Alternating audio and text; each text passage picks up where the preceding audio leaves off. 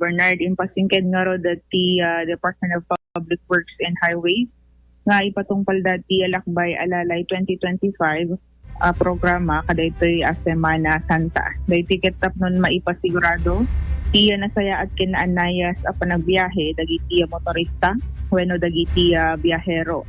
Manam na maakadagiti kalkalsada ket makita iti presensya ti Lakbay Alalay team bukbuklen dagiti crew, personnel karaman dagiti equipment naka-standby. Navy blue tents kadagiti paset na iti Manila North Road, primary, secondary, ken tertiary road iti Intero a Region 1. Inayon na ti departamento nga dapay ti DPWH Emergency Operation Center na imanehera ti Maintenance Division iti DPWH Regional Office 1 irinto at Quick Response Team City Equipment Management Division ket nakasaganan at tumulong kadagiti posible pagtengken paspasamak. Gaputiya daytoy ket na ipatungpal tiya highway routine maintenance activities kang ronan na kadagiti carriageway ken roadside tapno na may sigurado adagiti so amin ang national highways ket aday tiya nasaya at kondisyon ken natuloy-tuloy tiya anaya sa tiya trapiko. Impalagipaya ni Director Ronald M. Tan kadagiti so amin project engineers makikoordinar da kadagiti contractors para iti pan nakatrabaho nasimpa dagiti manarimaan pailaing proyekto tapno nadalos ken madalanan a two-way dagiti kalkalsada karaman iti pan nakaipan dagiti traffic advisory.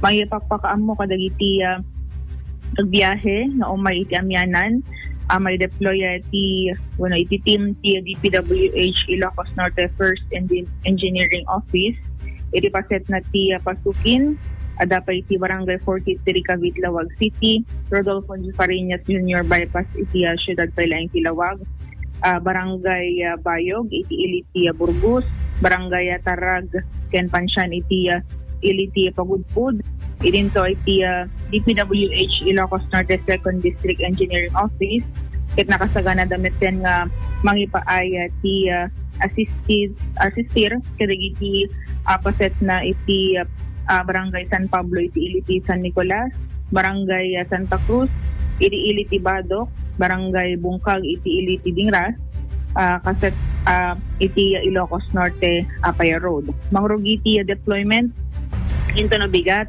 Abril 16 iti oras ti alas 8 iti bigat ang patinggana da nga nakadeploy into no Abril 19 iti oras ti alas 5 ti malem. Okay, so dahil nagpintas iti map nga na aramid Idol Joanne.